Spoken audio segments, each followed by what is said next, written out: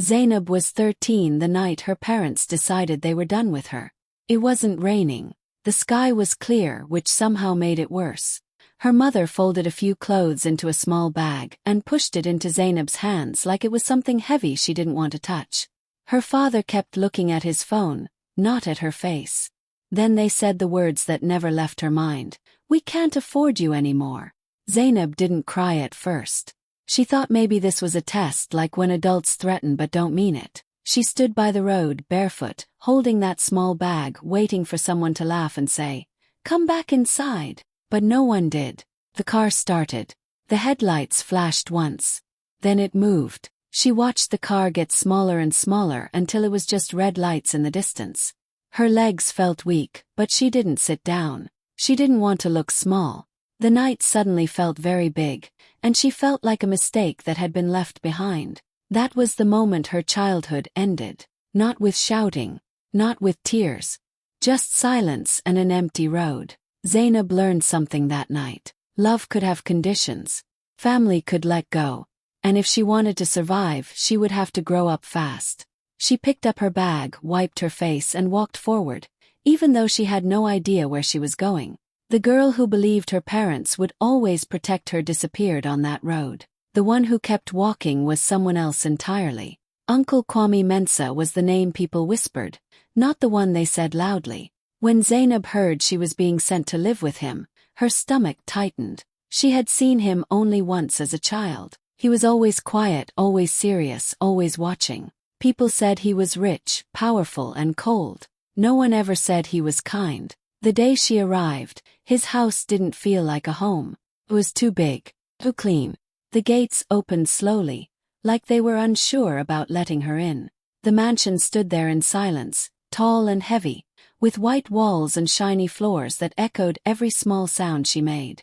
Zainab held her small bag close to her chest, afraid even her footsteps were too loud. Uncle Kwame didn't hug her. He didn't smile. He looked at her for a long moment, the way people look at something they didn't plan to buy but somehow ended up with.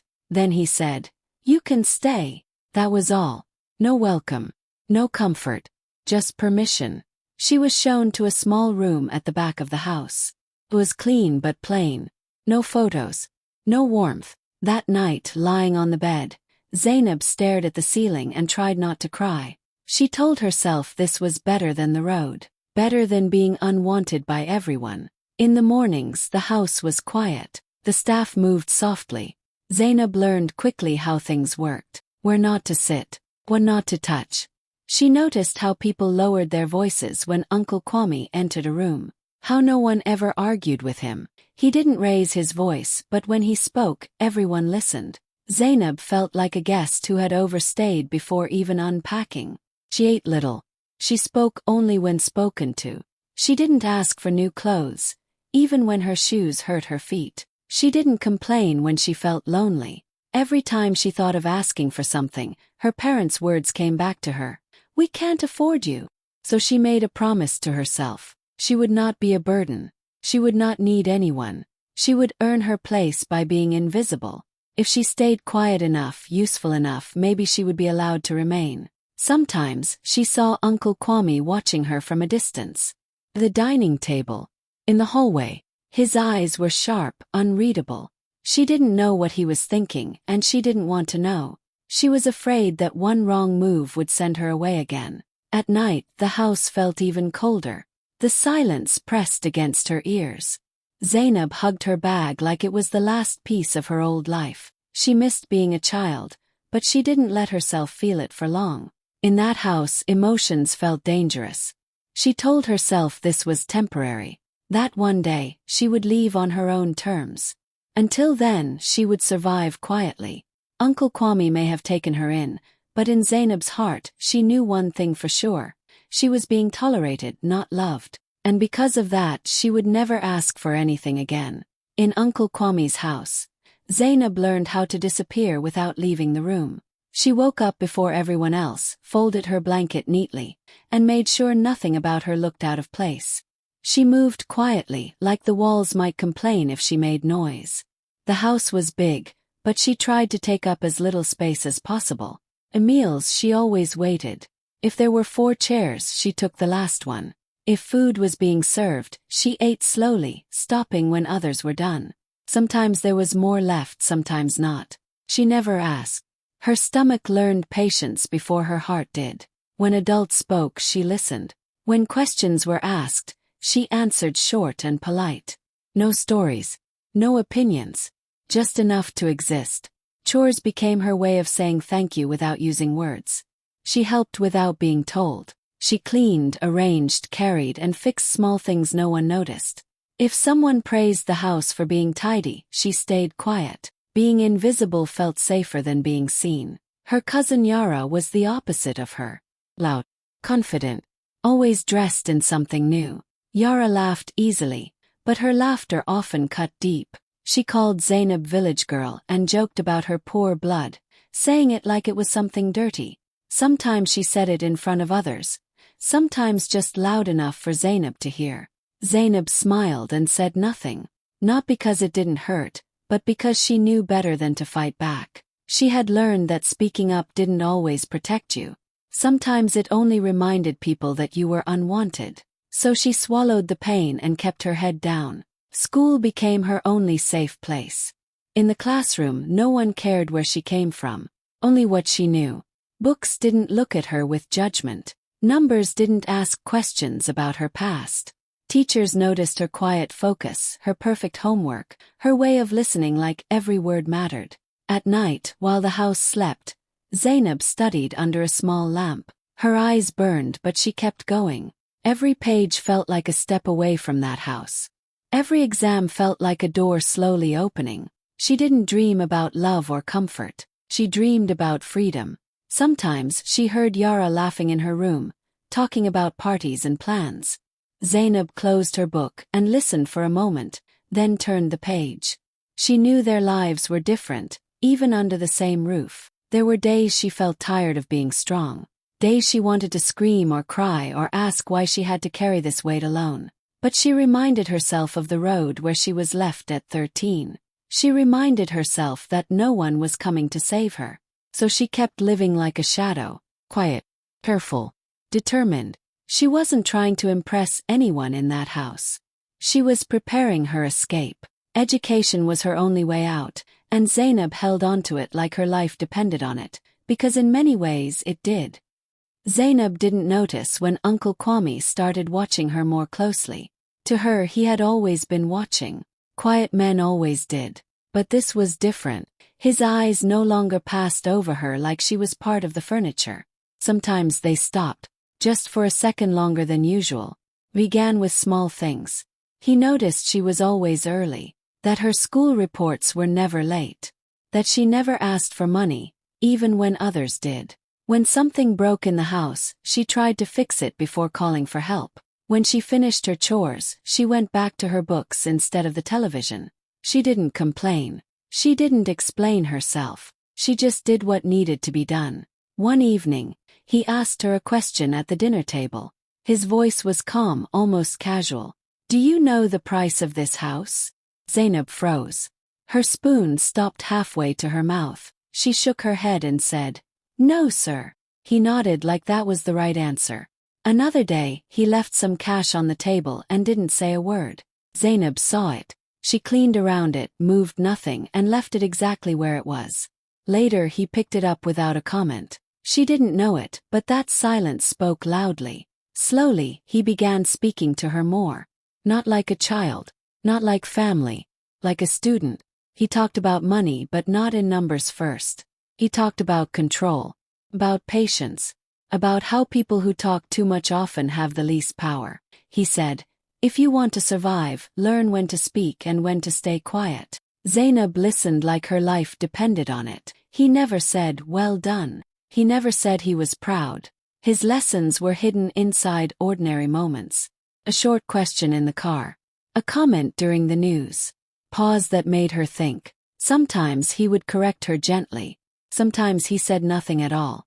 And that silence felt heavier than any scolding. Zainab thought he was just teaching her how to behave in his house. She didn't know he was testing her honesty, her self-control, her hunger for more without begging for it. He watched how she reacted when she was ignored, when Yara mocked her, when adults talked over her head. He watched to see if bitterness would grow in her heart. Didn't. What grew instead was focus. There were moments when he surprised her. Once, he left a book on her desk without saying a word. It was about business but written simply. Another time, he asked about her exams and listened without interrupting. Those moments stayed with her longer than praise ever could. Zainab still believed she was only tolerated. She didn't see the quiet approval forming behind Uncle Kwame's serious face. She didn't know that in his world, attention was more valuable than affection, and trust was never given quickly. To her, he was just a distant uncle with strict rules and sharp eyes. To him she was something rare.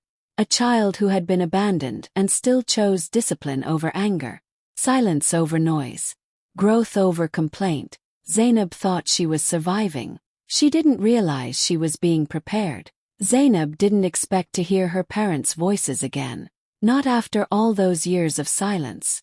So when the phone rang one afternoon and the name she hadn't saved appeared on the screen, her hands started shaking. For a second she thought of letting it ring. For another second, she remembered the night they left her on the road. Then she answered.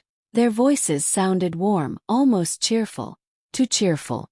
They asked how she was, how tall she had grown, how beautiful she must be now. Her mother laughed like nothing had ever happened. Her father spoke softly, like a man trying to sound gentle.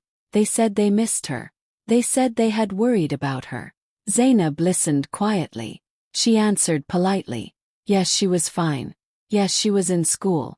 Yes, she was safe. She didn't ask why it took them years to remember her. She didn't ask how you forget a child in the first place.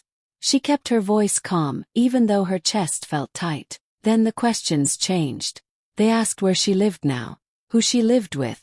When she mentioned Uncle Kwame's name, there was a pause. Small one, but she felt it. Suddenly they wanted to know more. How big was his house? Was he healthy? Was he still running his businesses? Did he treat her well? Their concern felt different now. Sharper. Curious. Like they were counting something in their heads. Soon they wanted to visit. They said they wanted to see their daughter. They said family should stay connected. Zainab agreed, even though her stomach twisted. Part of her wanted to see them. Another part wanted to protect the life she had built quietly. When they arrived, they came dressed nicely, smiling too much. They hugged her like cameras were watching. Her mother held her face and said, "Look at you, you've grown so well." Her father nodded proudly, like her growth was somehow his achievement. Inside, Zainab felt like that 13-year-old girl again. Careful. Waiting. They walked through the house slowly, their eyes taking everything in. The furniture. The space. To come. Their questions kept coming, wrapped in soft voices. How long had she lived there? Did Uncle Kwame plan to retire soon? Did he have children of his own? Zainab answered what she could. Short. Respectful. She noticed how little they asked about her feelings, her studies, her life. Every question circled back to money, power, and future promises that were not theirs to claim.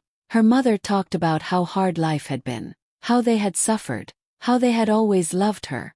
Zainab nodded, even though her heart didn't believe a word. Love didn't leave a child behind. Love didn't disappear for years. Still she stayed polite. She smiled. She served them tea. She didn't raise her voice or break down. She had learned that dignity was stronger than anger. When they finally left, her mother kissed her cheek and said, "We should talk more often now." Zainab watched them walk away, just like she had years ago. Only this time she didn't chase them with her eyes. She understood something clearly now. They hadn't come back because they missed her. They came back because they heard her life had value. And Zainab made a quiet decision. She would never let her past steal her peace again. Zainab didn't know when her life quietly changed.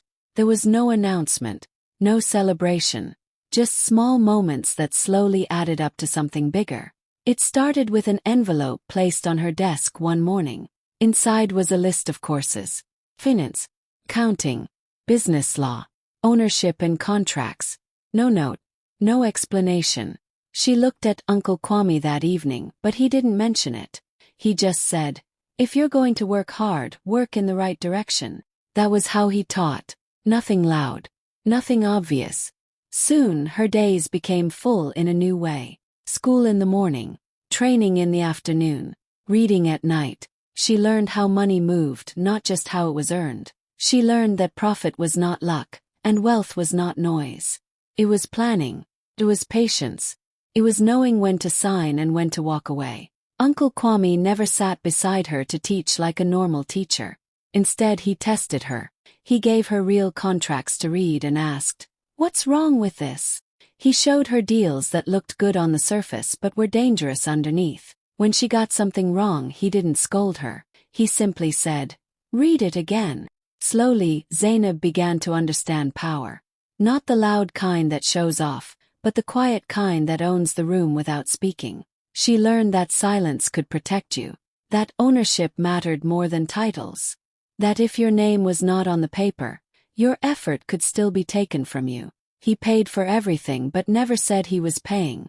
No reminders. No control. No favors attached. She didn't tell anyone. Not friends.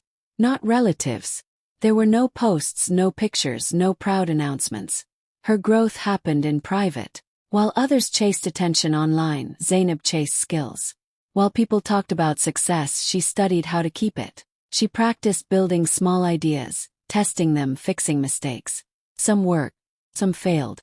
Uncle Kwame watched from a distance, letting her learn the cost of failure without rescuing her too quickly. There were nights she felt overwhelmed. Her head hurt. Her eyes burned. She wondered why this path felt so lonely. But then she remembered the road where she had been left at 13. She remembered her parents' sudden interest years later. And she kept going. One evening, Uncle Kwame said something that stayed with her. People who build loudly often have weak foundations. Build quietly. Let results make the noise. She nodded, not fully understanding yet, but trusting him. What Zainab didn't know was that he had been preparing her for ownership, not employment. For control, not permission. He wasn't just educating her. He was changing her future. To the outside world, she was just a quiet girl studying hard. But inside, something strong was forming. Brick by brick. Lesson by lesson. No applause. No shortcuts. Zainab was building something real. And she was doing it the same way she had survived her childhood. Quietly, patiently, and without asking anyone for permission. 15 years later, Zainab walked into the family reunion without rushing her steps. The hall was large, filled with music, soft lights, and voices that spoke too loudly about success and memories. People turned their heads when she entered, not because they recognized her, but because confidence has a way of making space. She wore nothing flashy, no heavy jewelry, no loud colors, just simple elegance. The kind that doesn't try to prove anything. Her posture was calm, her face steady. This was not the girl who once stood on the side of the road with a small bag. That girl lived only in memory now. Relatives whispered her name. Some looked confused. Others smiled politely, trying to place her face. She greeted them with respect, her voice warm but firm. No oversharing, no explanations. She had learned that mystery often spoke louder than history. Then she saw her parents. They were standing near the center of the room, laughing with people who mattered. When their eyes finally landed on her, they frowned slightly. They looked at her the way people look at someone who feels familiar but doesn't quite fit the picture in their mind. Her mother leaned toward her father and whispered something. He shrugged. When they finally approached her, their smiles were careful, measured. "Zainab?" her mother asked, unsure. "Yes," Zainab replied softly. They hugged her, but it felt rehearsed, like actors following an old script. Her mother stepped back and looked her up and down. "You've changed," she said, forcing a laugh. Zainab smiled. "People do." They asked her where she lived now, what she did, how life had been. The same questions as before, only this time they carried a different tone. Curiosity mixed with discomfort. They listened but not deeply. They nodded but didn't see. In their eyes, she was still the child they had left behind, the girl who should be grateful, The girl who should still be trying to prove her worth. They didn't know about the long nights of study, quiet deals, the lessons about ownership and power. They didn't know about the discipline that had shaped her into someone unshakable. Across the room, Uncle Kwame watched silently. He didn't interrupt. He didn't step in. He wanted to see how she would stand on her own. Yara passed by, dressed loudly, laughing even louder. She glanced at Zainab and smirked, like she still held the upper hand. Zainab met her eyes calmly, without shrinking. That alone said enough. As the evening went on, people spoke about business expansions, family pride, and future plans. Zainab listened more than she spoke. When she did speak, people leaned in. They weren't used to quiet confidence. It unsettled them. Her parents still didn't understand. They kept talking to her like she was behind, like she needed guidance. Zainab didn't correct them. She didn't need to. She realized something important that night. They had left her body years ago, but they had never truly seen her soul. And now, standing in that room, she didn't need them to.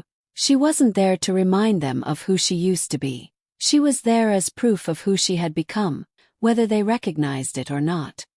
The conversation changed tone as the night went on. What started as polite talk slowly turned sharp.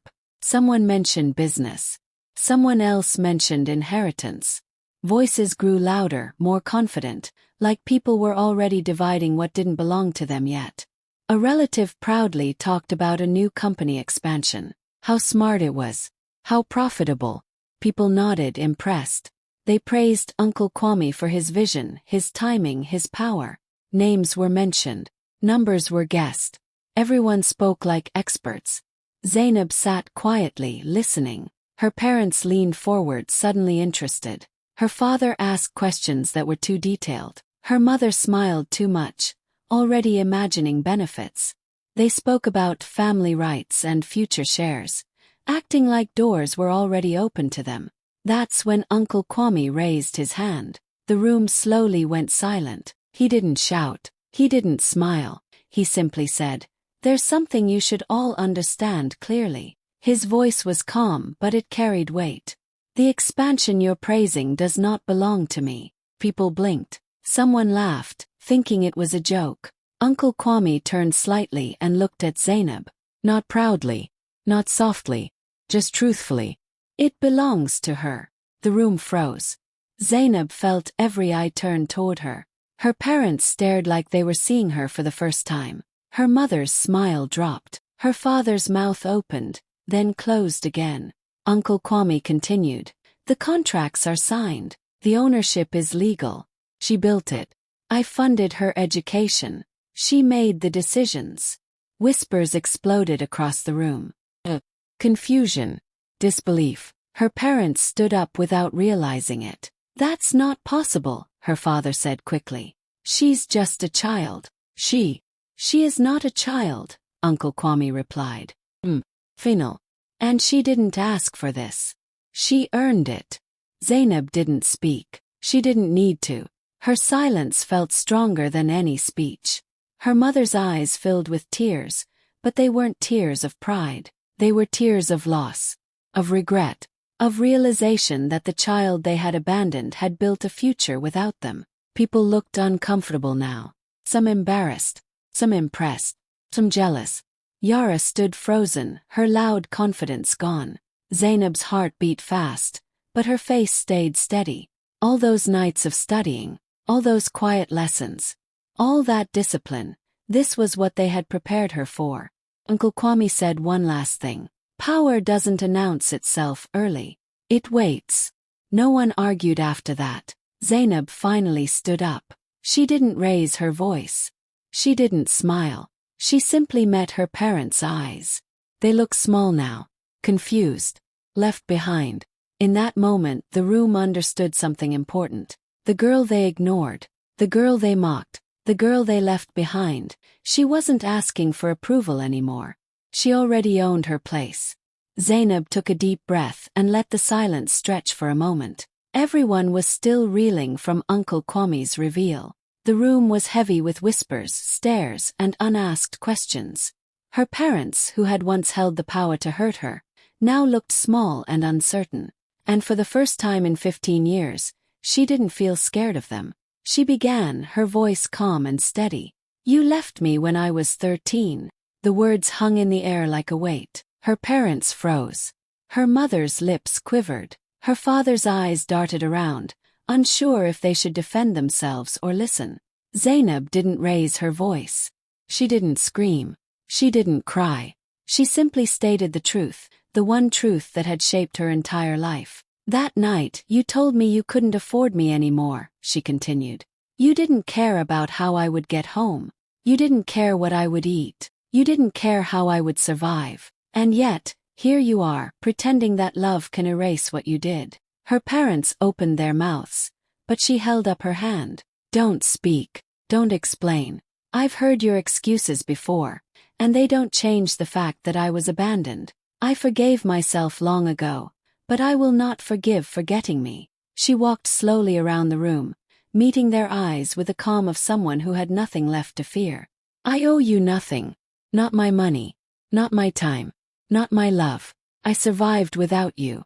I built my life without you. And I thrived despite you." Her mother's eyes filled with tears, but Zainab didn't soften. She had spent years learning that strength came from clarity, not anger. She continued, "You think showing up now, smiling and asking about my life, can make up for 15 years of silence? Can't. I am not here to please you or earn your approval. I am here to show you that I didn't need you to succeed." She paused and let her words sink in. The room was quiet. Even Yara, who usually laughed first and listened later, didn't know what to say. Zainab's parents looked at each other, their pride and greed clashing with the realization that the child they had abandoned was now untouchable. "I am not bitter," Zainab said softly, almost like a whisper meant only for them. "But I am aware. I know who I am and I know what I deserve. And you will have to live with the choices you made. I won't let them define me anymore."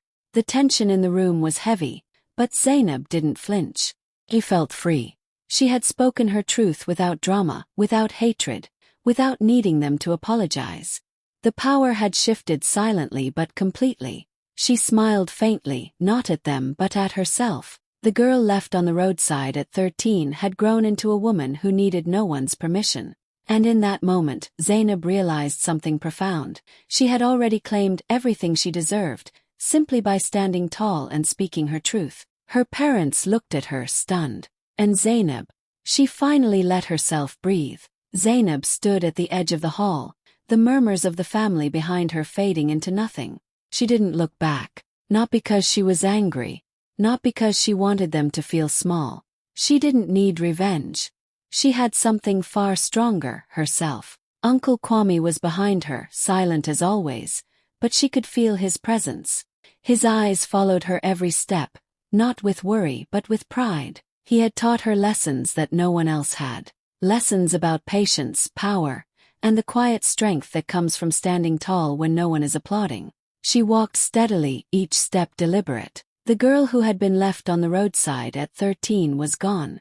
That child had learned to survive, to hide, to swallow pain. The woman walking now had learned to build, to own, and to rise without anyone's permission. Her heart was calm. Her mind was clear. Her legacy was hers. Earned, unshakable, undeniable. The family watched in silence.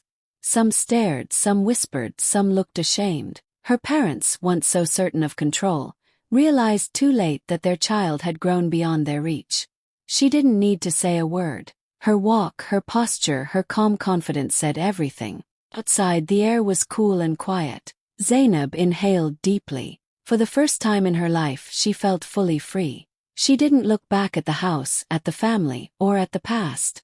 Everything that had tried to hold her down had become the foundation she stood on. Every rejection, every cold glance, every harsh word had shaped her into someone unstoppable. Uncle Kwame stayed behind for a moment, watching her disappear down the path. No words were needed between them. The pride in his eyes said it all. He had given her the tools, but she had built the life. Zainab kept walking, not to prove anything to anyone, but because she finally knew her worth. She didn't need recognition, revenge, or apologies. She had turned pain into power, abandonment into opportunity, and rejection into legacy. And in that quiet, steady walk, she became more than the child they left behind. She became the woman she had always been meant to be.